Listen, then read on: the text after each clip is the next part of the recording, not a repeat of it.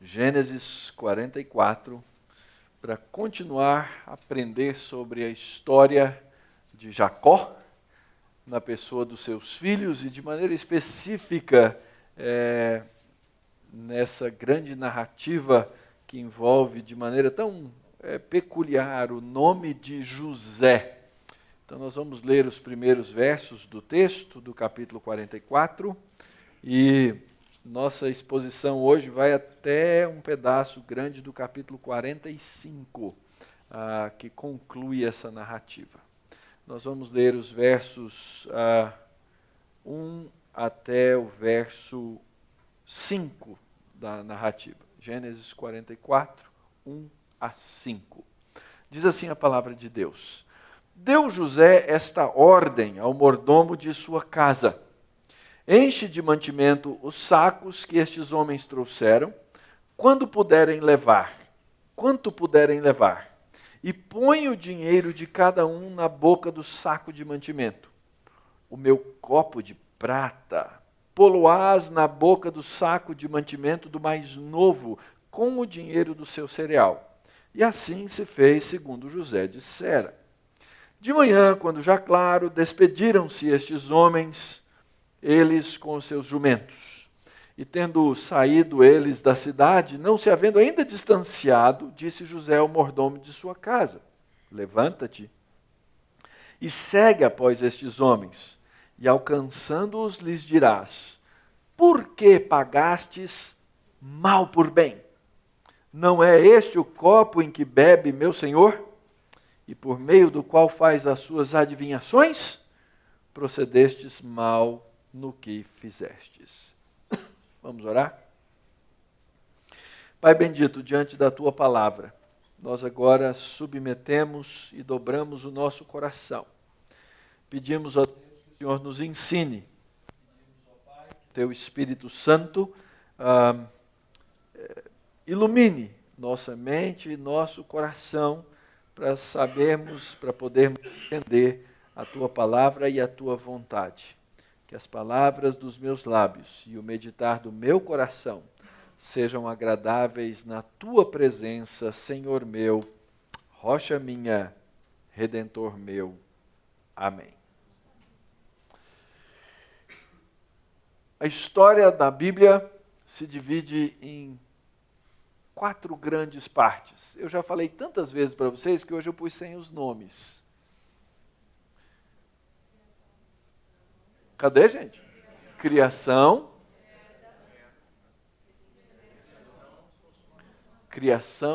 queda, redenção e consumação.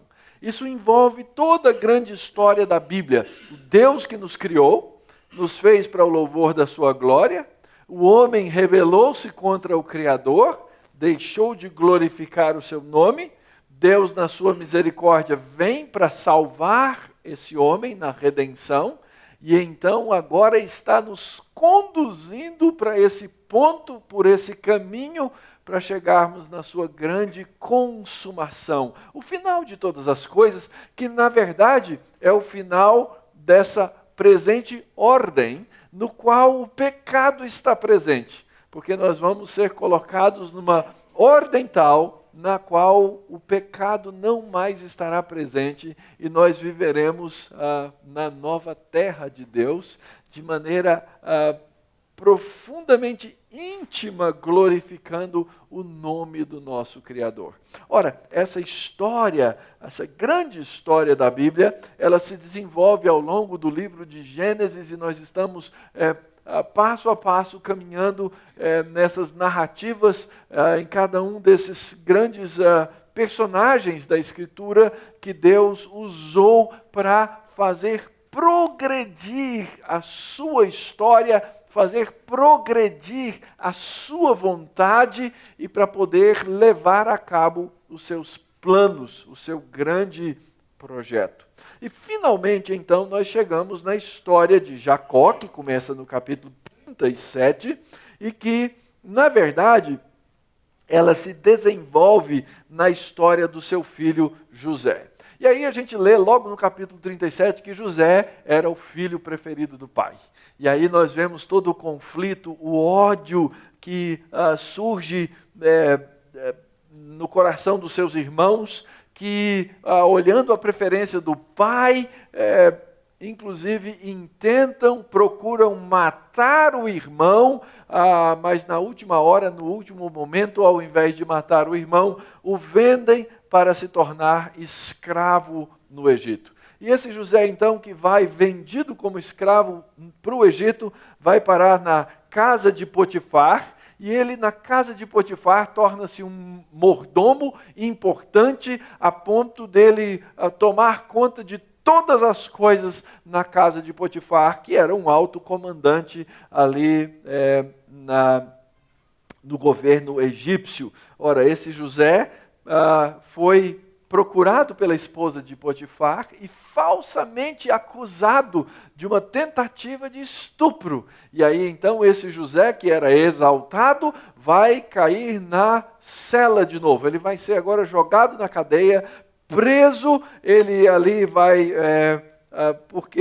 até mesmo porque não era de boa índole, e Deus o abençoava em tudo que ele fazia, ele se torna como que um subcarcereiro. Ele ajudava todo mundo, inclusive interpretou sonhos de pessoas importantes que foram presas ali junto com ele, o padeiro de Faraó e o copeiro de Faraó, disse para eles: olha, quando vocês saírem daqui, porque os sonhos envolvia a libertação de um e a morte de outro, lembre de mim quando você chegar lá no palácio, porque afinal de contas eu estou preso aqui injustamente. Quem sabe uma boa palavra diante de Faraó pode me livrar dessa prisão. Mas José é esquecido pelo copeiro. E ele fica lá 2 anos esperando, quem sabe, aquele favorzinho que o copeiro ia fazer para ele ser libertado. Depois de 2 anos, na providência de Deus, ele é lembrado. E José, então, é levado à presença de Faraó, interpreta o sonho de Faraó das vacas magras e das vacas gordas, faz uma proposta de desenvolvimento do Egito, dizendo: olha, nesse tempo de vacas gordas, a gente economiza o cereal, quando vierem as vacas magras, o faraó vai estar no topo da onda, você vai conseguir vender o cereal para todo mundo vai vir cair aos seus pés. O faraó achou o plano legal, topou o plano, e aí então José se torna esse segundo homem mais poderoso da nação mais poderosa no mundo naquele tempo, naquela época. E José agora então, como todo mundo estava com fome, quem é que vai ter fome também? A sua família, a sua casa e os seus irmãos que o haviam vendido como escravo, e ele foi parar no Egito. E então José agora, nos últimos capítulos que nós lemos, nos capítulos 42 e 43, se desenvolve essa trama na qual os irmãos chegam diante de José e precisam se prostrar diante dele. Se você lembra, a história começou exatamente assim. José tendo o quê? Um sonho. E no sonho dele, lembra? Eram feixes, eram cereais que vinham e se dobravam diante deles. Os irmãos ficaram com ódio dele, porque o sonho dava a entender que eles iam se prostrar com José como senhor e eles como servos de José. Ora, olhando todo esse esboço que a gente desenvolve aqui, você pode pensar assim: essa é uma história a respeito de quem? De José, né? Mas, por mais estranho que possa parecer, a história não é a respeito de José. A história é a respeito do Deus de José.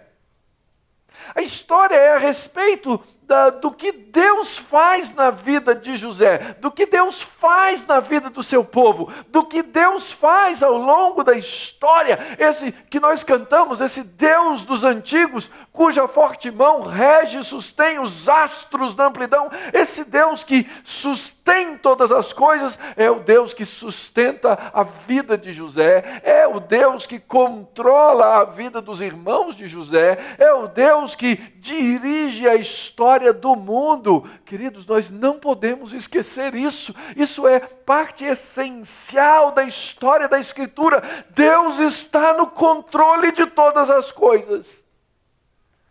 E diante dessa afirmação, nós podemos andar por dois caminhos. Aliás, por mais de dois. Mas se nós acreditamos nela, uma delas é negar. Não, Deus nem existe. Deus não está no controle de nada. Isso é uma invenção. Mas se você acredita nisso, você tem dois caminhos. Um deles é você dizer assim, ok, eu sei que Deus está no controle e eu vou submeter-me à história de Deus, eu vou submeter-me a esse controle de Deus e eu vou cumprir o meu papel nesse mundo de Deus, na história de Deus. Mas o outro caminho é terrível, sabe por quê? Porque nós, na nossa ânsia de sermos o centro da história e não Deus, nós começamos a dizer assim, como eu posso me aproveitar de Deus para eu ser o centro da história? Como eu posso me aproveitar de Deus para Ele me abençoar? Como eu posso me aproveitar de Deus para eu tirar vantagem dEle? Isso não é cristianismo, isso é paganismo. O paganismo tem essa mentalidade, o paganismo tem essa ideia. Como eu posso me aproveitar da divindade para ter uma vantagem pessoal? O Deus da Bíblia, totalmente amor, totalmente bondade, totalmente santo, Ele nos envolve, Ele nos inclui na história dEle. E quando nós entendemos isso, nós podemos entender aquele texto lá do apóstolo Paulo aos Romanos, quando ele diz assim, todas as coisas cooperam para o bem daqueles que amam a Deus. Não importa quais sejam essas coisas, não significa só coisa boa, não significa só ser o líder, não. Todas as coisas cooperaram o tempo inteiro para a vida de José glorificar o nome de Deus, fosse exaltado, fosse vendido como escravo. Nós precisamos entender isso. Enquanto não entendermos isso, nós não vamos entender o nosso papel na história de Deus. O meu papel na história de Deus é glorificar o nome de Deus. E é glorificar o nome de Deus não pela minha suposta inteligência, não pela minha suposta habilidade, não pelos meus supostos dons, não. É submetendo-me à poderosa mão de Deus. Se todos nós descobríssemos isso,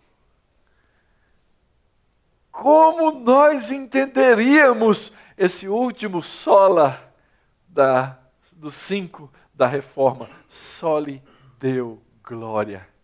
Quando nós entendemos que tudo é dele, tudo é por meio dele, tudo é para ele, todas as coisas são para a glória dele. E ele nos usa na história dele para cumprir cada uma dessas coisas. Ora, dentro dessa grande história, dentro dessa grande trama, dentro desse grande processo, no capítulo anterior nós vimos que os irmãos de José acabaram chegando no Egito outra vez, porque a fome, eles já haviam descido uma vez, haviam comprado o cereal. Se você lembrar, José falou o seguinte, olha, enche o saco de cereal deles, coloca o dinheiro na boca do saco e deixa eles irem embora. Só que foi debaixo de uma acusação de que eles eram espiões. Eles haviam dito algumas verdades ali diante daquela situação. E lembra, José está desconfiado dos irmãos. E ele tinha razão? Lógico que tinha. Foram aqueles irmãos que primeiro quiseram matá-lo. E depois, quem sabe matar não é tão legal. Vamos ter um lucrozinho. venderam o irmão como escravo. Ele vai demorar para adquirir confiança, para saber se o caráter daqueles homens havia mudado em alguma coisa, se eles eram pessoas confiáveis. Agora, esses irmãos descem uma segunda vez ao Egito, porque a fome persistia. José hospeda aos seus irmãos. E aí então, nessa segunda parte da história, agora os irmãos estão de volta à sua casa, de volta ao Egito. Ele não se deu ainda a conhecer aos seus irmãos. Diz que eles terminaram aquela noite numa grande festa. Eles haviam trazido finalmente o irmão mais novo, que era Benjamim, que era o irmão de sangue da mesma mãe de José. E no verso 34 do capítulo 43 diz assim: então lhes apresentou as porções que estavam diante dele. A porção de Benjamim era 5 vezes mais do que a dos outros, era o irmão de carne dele, e eles beberam e se regalaram com ele. Talvez, muito provavelmente, beberam demais. Diz que beberam e se regalaram. E José, então, naquela situação, agora eles achando assim, Deus está do nosso lado. Porque eles voltaram lá para o Egito, o irmão que tinha ficado preso da primeira vez está voltando com eles, o irmão mais novo que eles estavam com medo fosse ficar preso, que era a prova de que eles estavam falando a verdade, também está voltando com eles, e agora José então vai montar uma estratégia ou mais um teste. É assim que começa o nosso texto, foi essa a parte que nós lemos. José disse para o mordomo, é o seguinte, você vai pegar e vai colocar o dinheiro de volta. Lembra, da primeira vez você colocou o dinheiro, quando eles voltaram dizendo, olha, o dinheiro estava na boca do saco, a gente não roubou, o mordomo falou para eles o quê? Não, fica tranquilo, foi Deus que devolveu para vocês. Ah, então tá bom. Agora vocês vão colocar o dinheiro de novo e vão despedir todos eles no saco do mais novo. Coloca o dinheiro e coloca o meu copo de prata. Ora, entre aquelas culturas, os grandes reis, eles eram tidos como homens poderosos, homens espirituais, representantes das divindades. Eles eram adivinhos. E o copo do rei, e por isso o copeiro era tão importante, não é? Eles faziam lá leituras do vinho.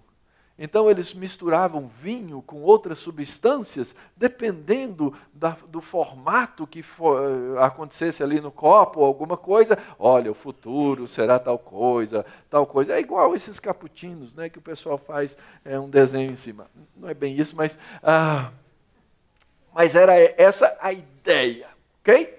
E José então dá a ordem para eles, eu vou fazer mais um teste. Coloca o dinheiro, coloca o copo de prata no saco do mais novo. E aí eles saíram da cidade, não estavam longe ainda. José disse para o mordomo, levanta, vai após eles, e alcançando diz, por que vocês pagaram o mal por bem?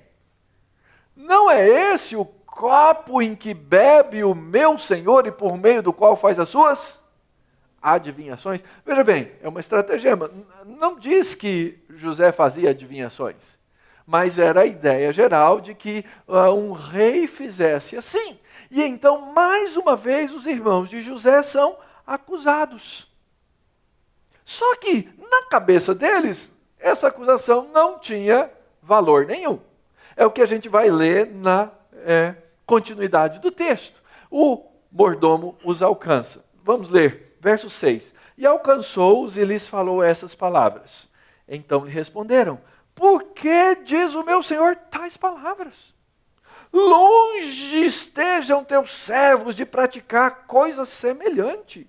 O dinheiro que achamos na boca dos sacos de mantimento, tornamos a trazer desde a terra de Canaã. Como, pois, furtaríamos da casa do meu senhor prata ou ouro? Aquele dos seus servos, com quem for achado o tal do copo, morra. e nós ainda seremos escravos do meu Senhor.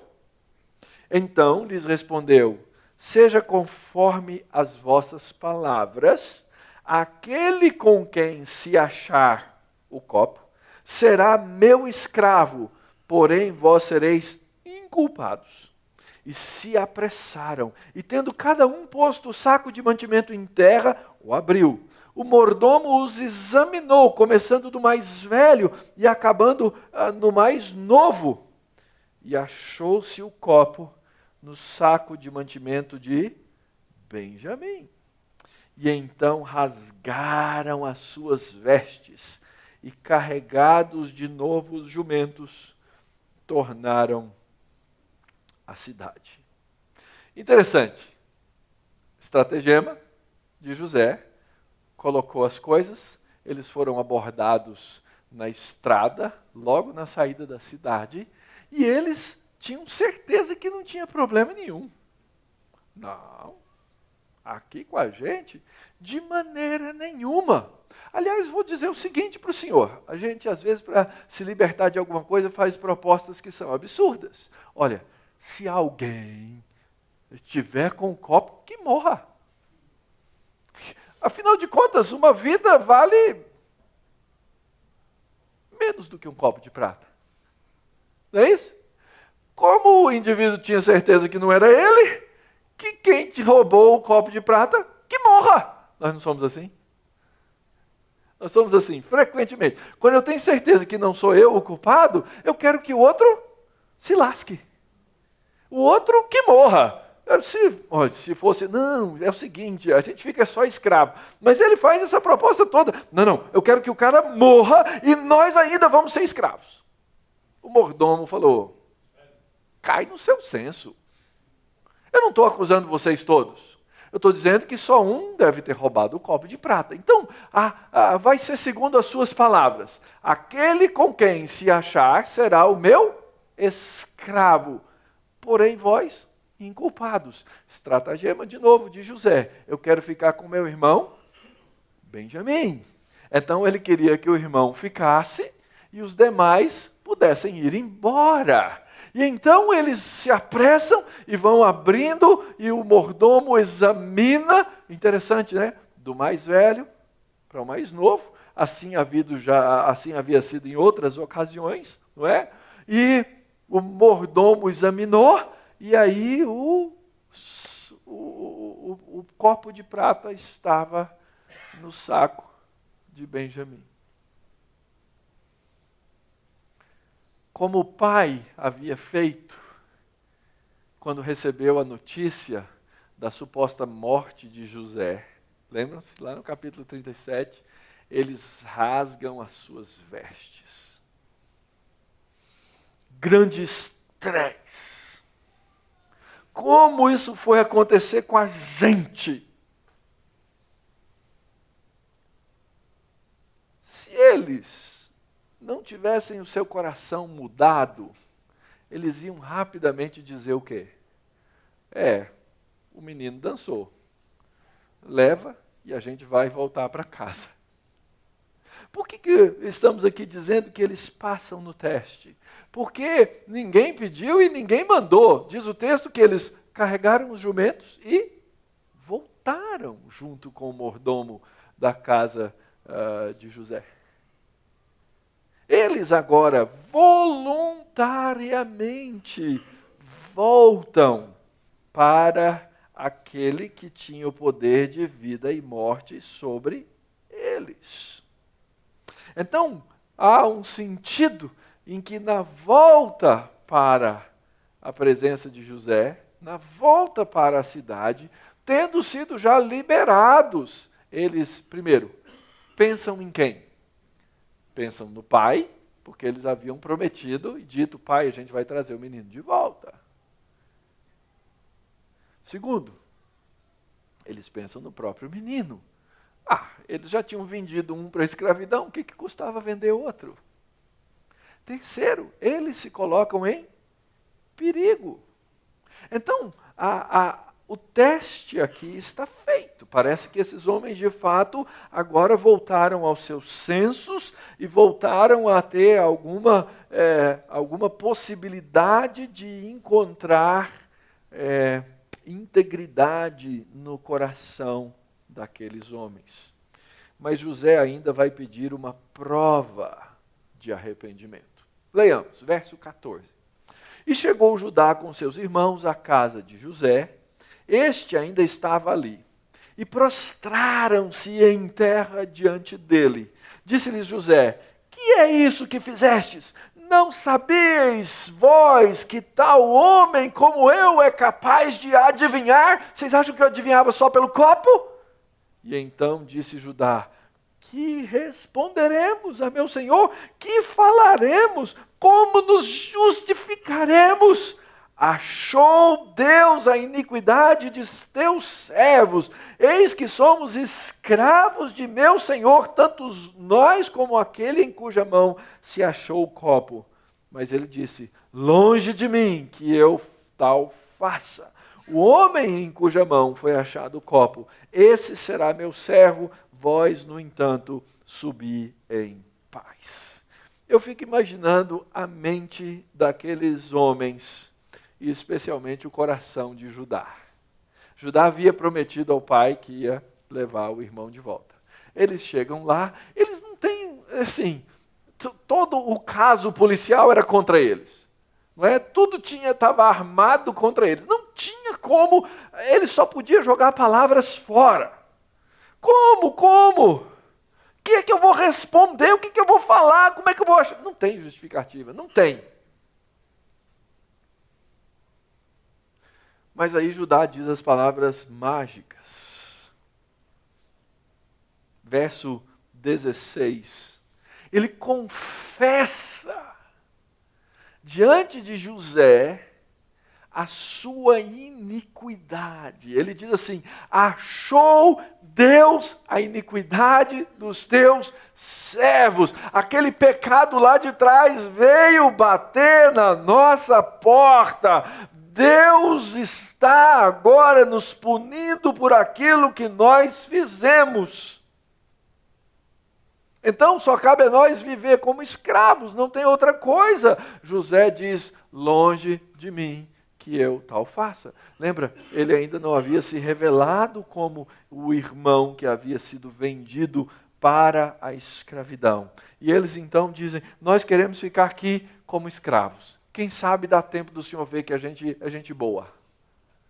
Quem sabe dá tempo da gente recuperar o nosso irmão e levar para o nosso pai. Mas o fato é que esse irmão agora reconhece, em nome dos seus irmãos, tudo aquilo que eles haviam feito como pecado.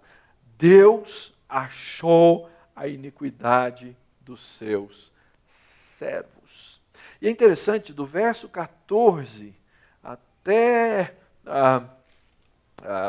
quase o final, ou até o final do capítulo 44, é o discurso mais comprido que nós encontramos no livro de Gênesis. Judá tentando justificar-se. Na sua justificativa encontramos verdade, mas também mentira. Verso 18. Então Judá se aproximou dele e disse: Senhor meu, rogo-te, permite que teu servo diga uma palavra aos ouvidos do meu senhor, e não se acenda a tua ira contra o teu servo, porque tu és como o próprio Faraó. Meu senhor perguntou a seus servos: tendes pai ou irmão? E o respondemos ao meu senhor: temos um pai já velho e um filho da sua velhice, o mais novo, cujo irmão é morto. Primeira vez que eles dizem o irmão morreu. Ele estava imaginando ou ele estava mentindo? Antes, todas as vezes, eles dizem assim: nosso irmão já não é mais. Ele não havia declarado a morte de José. Mas o nosso irmão, cujo irmão é morto. E só ele ficou de sua mãe, e seu pai o ama. Falando de Benjamim, irmão de José na carne.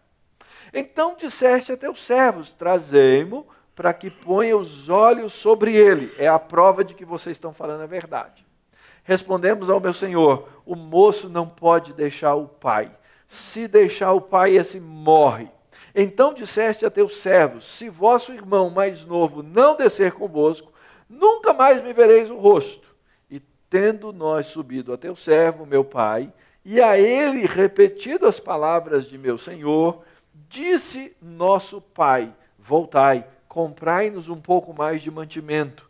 E nós respondemos: não podemos descer, mas se nosso irmão mais moço for conosco, desceremos, pois não podemos ver a face do homem se esse nosso irmão mais moço não estiver conosco.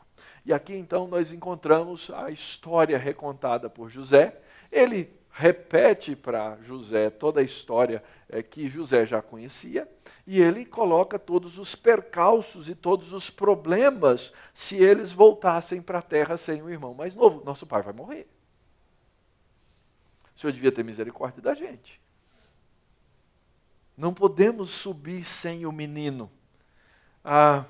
Até essa altura, José não estava nem convencido ainda de que o pai estava vivo. O pai já era bem velho. Nós vamos ver isso um pouquinho mais adiante na história. Ele diz: o irmão desse mais novo já morreu, meu pai ama e isso vai ser um problema. E talvez aqui esteja de novo um pouquinho daquela velha amargura do irmão preferido. Fala assim: olha, se a gente não voltar, papai não morre. Mas se o queridinho não voltar, papai acaba morrendo. E então Judá faz todo esse discurso, e aí ele faz uma coisa que é surpreendente. Verso 27. Então nos disse o teu servo, nosso pai: sabeis que minha mulher me deu 2 filhos. Um se ausentou de mim, e eu disse, certamente, isso é José falando, certamente foi, isso é Judá falando o que Jacó teria dito. Um se ausentou de mim, e eu disse, certamente foi despedaçado, e até agora não mais o vi. Se agora também tirardes esse da minha presença, e lhe acontecer algum desastre, fareis descer as minhas cãs com pesar à sepultura. Agora, pois, indo eu a teu servo, meu pai, e não indo o moço conosco, visto a sua alma estar ligada à alma dele, vendo ele que o moço não está conosco, morrerá. E teus servos farão descer as cãs de teu servo, nosso pai, com tristeza à sepultura, porque teu servo se deu por fiador por este moço para com o meu pai, dizendo: se eu não tornar a trazer-te, serei culpado para com meu pai todos os dias.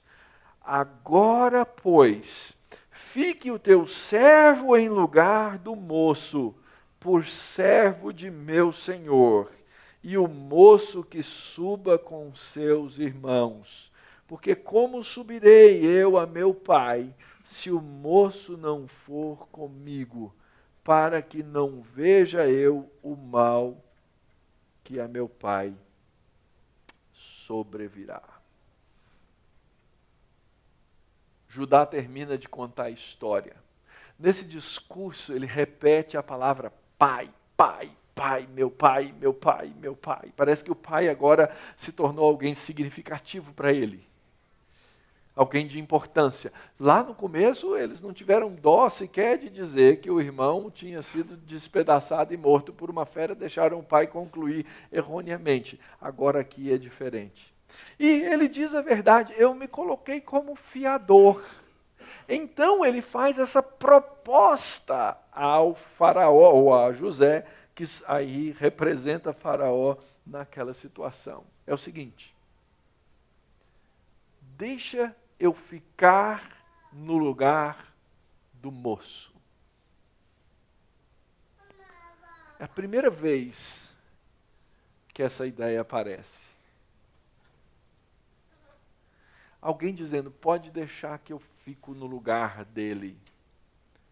Eu me torno escravo, porque eu não quero ver o mal sobre a vida do meu pai.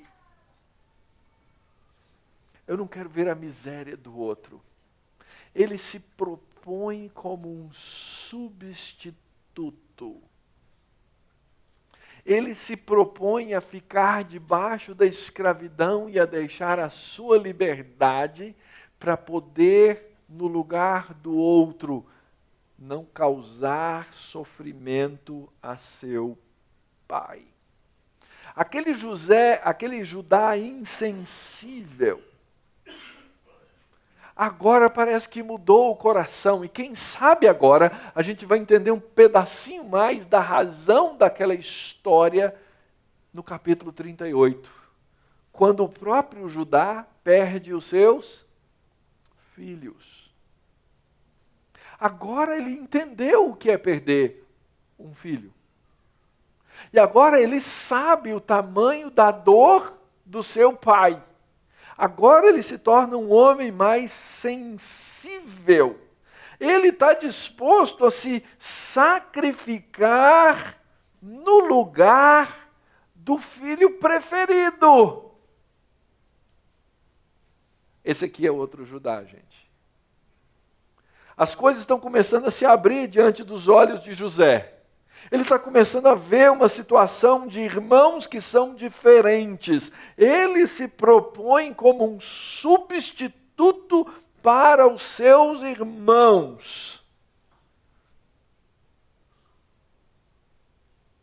E se você lembra lá no comecinho da história, os irmãos não conseguiam nem dar bom dia para José, lembram? E a expressão no texto hebraico é, eles não podiam nem dizer shalom, paz, que é um cumprimento comum entre eles. Nem dar bom dia, nem desejar paz. A grande pergunta, e a maneira como esse capítulo termina, é nos deixando no suspense, nos dizendo assim, será que a paz finalmente vai chegar? E é por isso que eu não podia parar aqui a exposição. Nós temos que continuar para encontrar o que vai acontecer. Capítulo 45, integridade e perdão. Verso 1. Então José, não se podendo conter diante de todos os que estavam com ele, estava José, os irmãos à sua volta e os seus oficiais. Ele brada, ele grita, saiam todos da minha presença. Ninguém ficou com ele. Quando José se deu a conhecer a seus irmãos. E ele levantou a voz em choro, de maneira que os egípcios o ouviam, e também os da casa de Faraó. Todo mundo ia ficar lá, imagina a fofoca real. O que será que está acontecendo? Blá, blá, blá. Ia sair na Globo News, ia dar todos os palacianos ali em volta. E finalmente José diz a seus irmãos, eu sou José. Imagina o choque daqueles indivíduos. Imaginem a cena. Eu sou José. Nessa altura, ele falou, quando ele começou a dizer o eu, e ele começou a falar em hebraico, que era a língua dos irmãos, porque ele falava com intérpretes, eles devem ter arrepiado da cabeça aos pés. Ele fala hebraico. Ele fala a nossa língua, ele entendeu tudo. Mas quando ele termina de dizer Ani Yosef, eu imagino a palidez daqueles indivíduos. Se tivesse um aparelho de pressão ali, o negócio ia ser feio. Todo mundo lívido. Diz o texto, e seus irmãos não lhe puderam responder, porque ficaram atemorizados diante dele. Primeira pergunta de José, vocês estão falando a verdade mesmo? Meu pai ainda está vivo? Porque assim como José amava o pai, ou assim como o pai amava José, provavelmente José amava profundamente o seu pai. quase 40 anos depois, meu pai está vivo?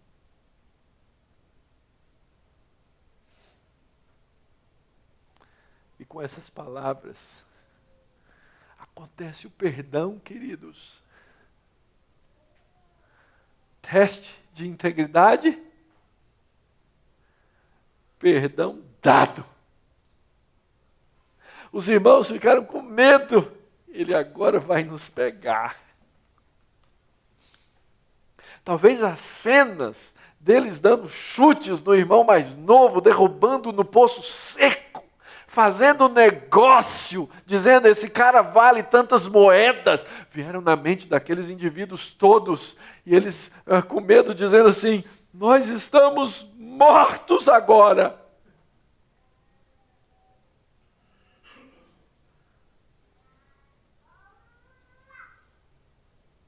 Mas veio o perdão.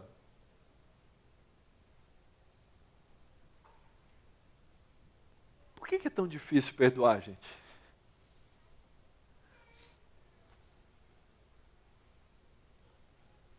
Uma das razões é porque nós somos tão complexos, e eu já falei isso para vocês, é que enquanto eu não perdoo, eu estou no controle. Enquanto eu não perdoar, você me deve alguma coisa. Depois que você me perdoar, eu não te devo mais nada.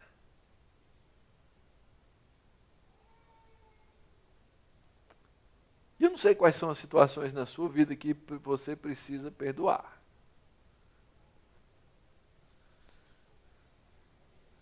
Mas eu tenho certeza que elas existem. Qual é a base do perdão? Versos 4. Disse José a seus irmãos, agora, achegai-vos a mim. E chegaram-se. E então disse, eu sou José, vosso irmão, a quem vocês venderam para o Egito. Agora, pois, não vos entristeçais, nem vos irriteis contra vós mesmos, por haverdes me vendido para aqui, porque para a conservação da vida Deus me enviou adiante de vós. Porque já houve 2 anos de fome na terra, e ainda restam 5 anos em que não haverá lavoura nem colheita. Deus me enviou adiante de vós, para conservar a vossa sucessão na terra, e para vos preservar a vida por um grande livramento.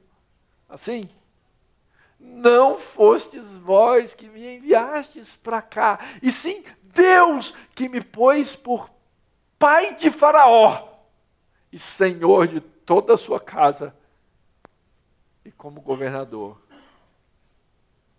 em toda a terra do Egito. Ah, queridos, como o conhecimento da providência, da mão, da soberania de Deus é importante para nós. O texto não diz que José recebeu nenhuma revelação a respeito dessas coisas. Em lugar nenhum outro da Escritura isso está escrito. Essas são conclusões que esse homem de Deus chegou ao entender, e ele vinha pensando sobre aquela situação desde os capítulos anteriores, quando os irmãos a primeira vez chegaram e ele reconheceu os irmãos. Estou começando a entender essa situação. Estou começando a entender aquelas horas de raiva que eu passei lá na casa de Potifar, depois lá na cadeia. Estou começando a entender por que essas coisas aconteceram.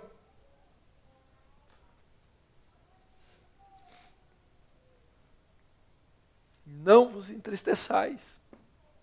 Não vos irriteis contra vós mesmos. Interessante essa tensão que aparece tantas vezes na linguagem bíblica. Vocês me venderam, mas Deus me enviou. Foi Deus quem mandou. Foi Deus quem fez. Foi Deus na sua poderosa mão diante da história que me fez chegar aqui. E Ele usou vocês. Quantas vezes isso vai aparecer na Escritura, irmãos? Essa é exatamente a mesma sequência e ordem da estrutura de pensamento do apóstolo Pedro, quando diz e acusa os judeus, dizendo: vocês o mataram. Mas vocês o mataram por ordem de Deus.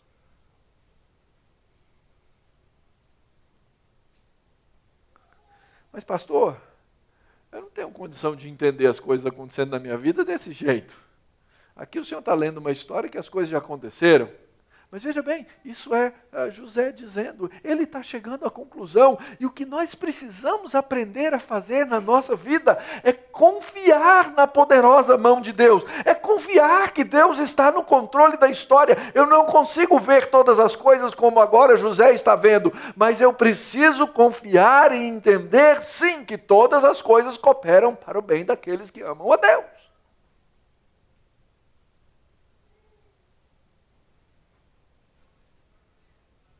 É isso que vai promover a condição e a oportunidade para o perdão. A base para o perdão é a obra soberana de Deus. Enquanto você não confiar na obra soberana de Deus, você não vai aprender a perdoar.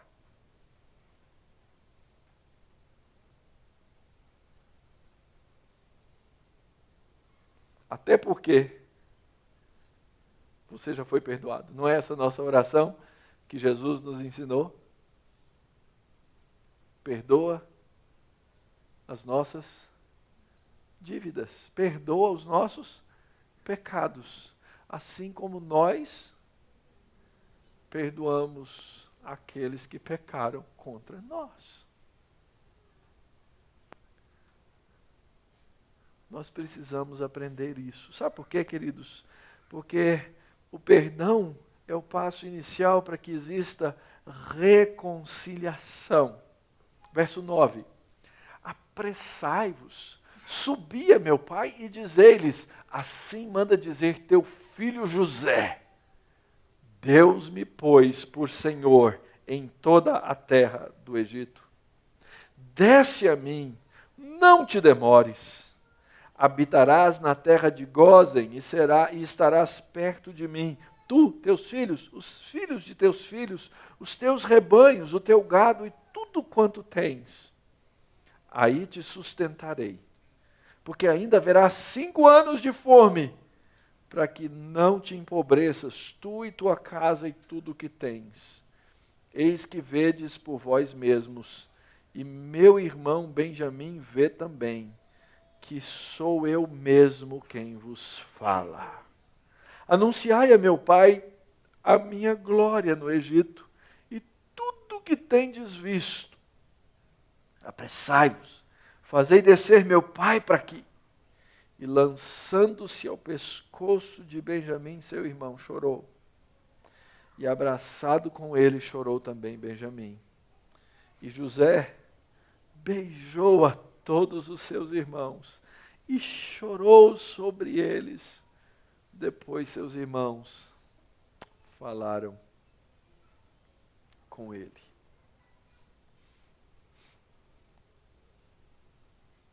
Algumas coisas acontecendo aqui. O primeiro sonho se completou. Agora, os 11 se dobraram diante de José. O segundo sonho vai acontecer ainda. Mas, de certa forma, quando Judá fala, ele diz assim, o teu servo, meu pai. O segundo sonho também já se encaminhou. José, de fato, era aquele por meio de quem Deus haveria de fazer continuar a história de Deus, para preservar o seu povo, para que eles não morressem naquela grande fome, e para que as promessas que Deus havia feito a Abraão, de abençoar todas as nações da terra, de fazer com que aquela mulher e o descendente dela pisassem a cabeça da serpente, pudesse se cumprir. Essa é a história de Gênesis, queridos. Deus não vai deixar a sua história morrer. Deus vai fazer continuar a sua história. Outra coisa é que nós percebemos que a história de José é a percepção da história de Deus. Olha só, verso 9. Deus me pôs por Senhor na terra do Egito. Não fui eu. Não foi nem Faraó. Aliás, eu sou pai do Faraó. Ele havia dito isso, né? Deus me pôs por pai de Faraó. Faraó ouve tudo que eu falo. Come na minha mão.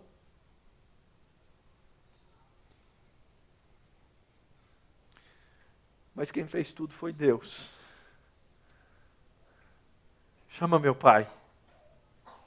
E eu vou prover tudo o que vocês precisam. E aí então essa cena final. E ele se debruçou sobre cada irmão e chorou e abraçou. Reconciliação. Eu sei que alguns lá atrás ficaram com uma pergunta engasgada e não tiveram coragem de perguntar, Denise depois me falou. Eu disse lá atrás que nem sempre o perdão demanda reconciliação.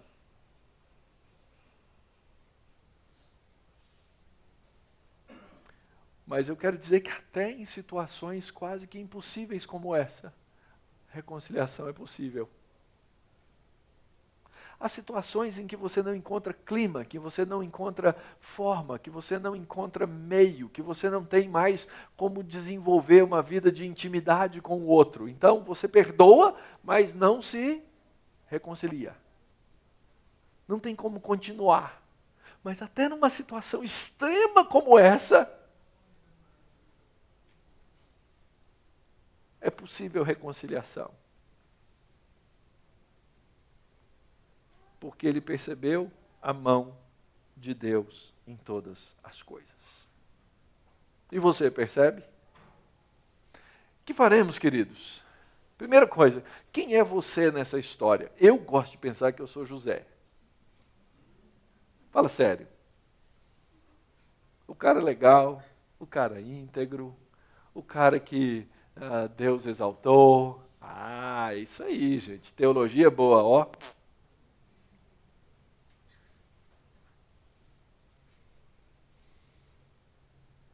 Eu sou Judá. Eu sou Simeão. Eu sou Levi.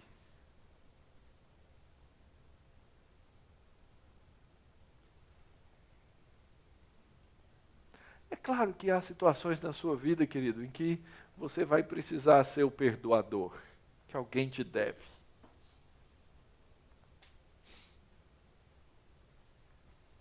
Mas em primeiro lugar, diante de Deus, você é aquele que precisa ser perdoado.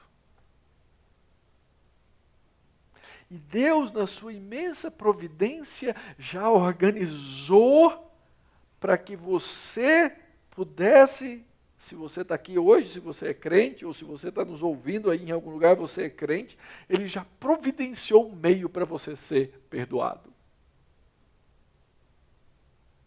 Deus é bom. E como Paulo usa o argumento lá na carta aos Romanos, se ele já entregou o filho dele por você, que mais que você está querendo? O que mais? Se até isso ele fez. Se ele já proveu um substituto para você, você já tem alguém que te substitua. Nossa aula de hoje, só Cristo pode fazer isso. Ele é o único mediador entre Deus e os homens. E essa providência de Deus, ela precisa ser uma estrutura clara na nossa compreensão dessa doutrina, dessa teologia, para entender o que Deus está fazendo na nossa vida.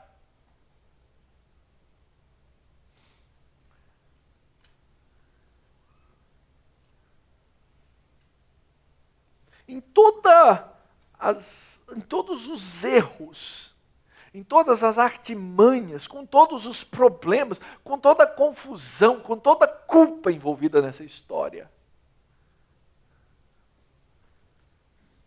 José se reconhece como um agente na mão de Deus, na história de Deus.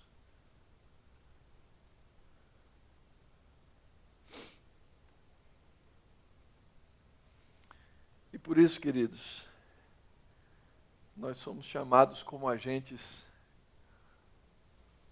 a aprender a perdoar. E como eu disse há pouco, como é difícil.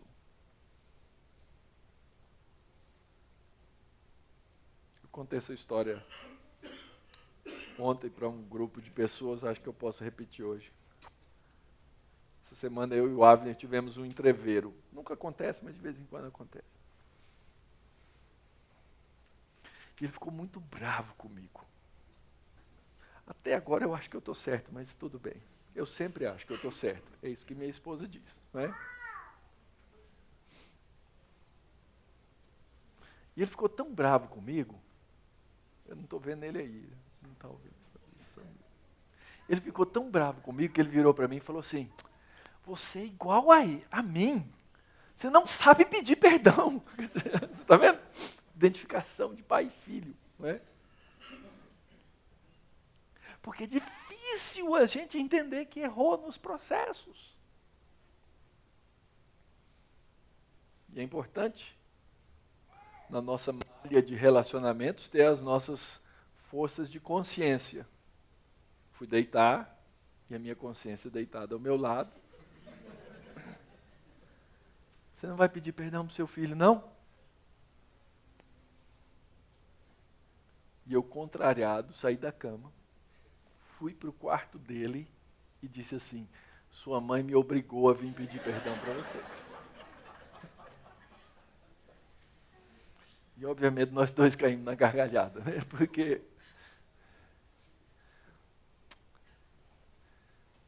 nós precisamos aprender o perdão mútuo. E é uma coisa difícil. Mas Cristo quer que aprendamos a perdoar, a pedir perdão. E uma outra coisa difícil, aprender a ser perdoado. Quantos crentes eu já conheci na sua história que, tendo recebido o perdão de Deus pleno e absoluto na pessoa de Jesus Cristo, vivem debaixo da condenação da lei, não sabem receber o perdão. Vivem tensos diante de Deus, não acham que chegar diante de Deus e dizer assim: Senhor, eu pequei, eu reconheço o meu pecado, me perdoa. Vira as costas e fica olhando assim: oh, Deus está me seguindo ainda, com medo. Aprenda a receber esse perdão de Deus, e com uma nota clara, querido: você vai pecar de novo. Quando Jesus disse assim: vai e não peques mais, essa deve ser a intenção do seu coração. Mas a gente sabe pela própria Escritura que nós vamos pecar de novo. E não deve ser a intenção nossa pecar de novo. Mas nós temos que estar conscientes que o sangue de Jesus valeu pelos meus pecados passados, ele vale pelos meus pecados hoje e ele vale pelos meus pecados futuros. Esse é o meu único descanso, porque eu recebi um substituto. Isso é importante entender para desenvolver as nossas relações familiares. Não existe relação familiar sem perdão.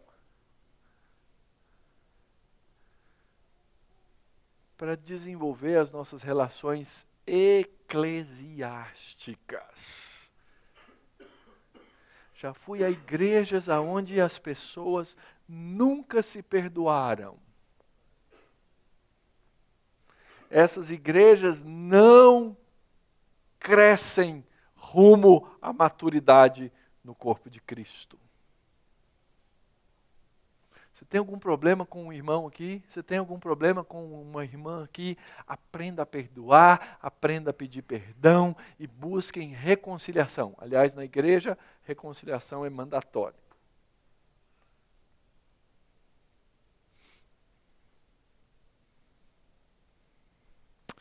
Nós precisamos crescer em reconciliação.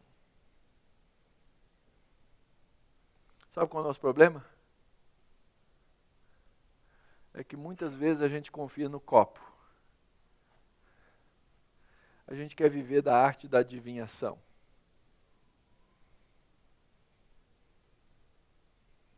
E a gente confia pouco em Deus. A gente confia pouco na palavra. A gente confia pouco naquilo que Ele disse que iria fazer por nós. Confie em Cristo. Para terminar, você que está aqui conosco, ou quem sabe você que está aí nos assistindo em algum lugar nesse mundo, eu preciso mais uma vez reafirmar para vocês o Evangelho, você que não é crente. A Escritura afirma que esse Senhor Jesus Cristo, Ele veio e morreu de uma vez por todas como um sacrifício aceitável diante de Deus. E esse sacrifício de Cristo é um sacrifício substitutivo. Ele tira a sua culpa. E se você não tem Deus, deixa eu falar isso com clareza para você. Se você não tem a Cristo, você vive debaixo da opressão da culpa. E essa culpa vai te consumir, ela vai matar a sua alma. Você pode buscar prazeres aqui, prazeres acolá, mas ela mata. Eu não quero que você saia daqui ou que você deixe de ouvir essa mensagem sem entender a mensagem da reconciliação na substituição de Jesus Cristo. Entrega o seu coração para Ele e diz: substituto, eu quero estar, Senhor.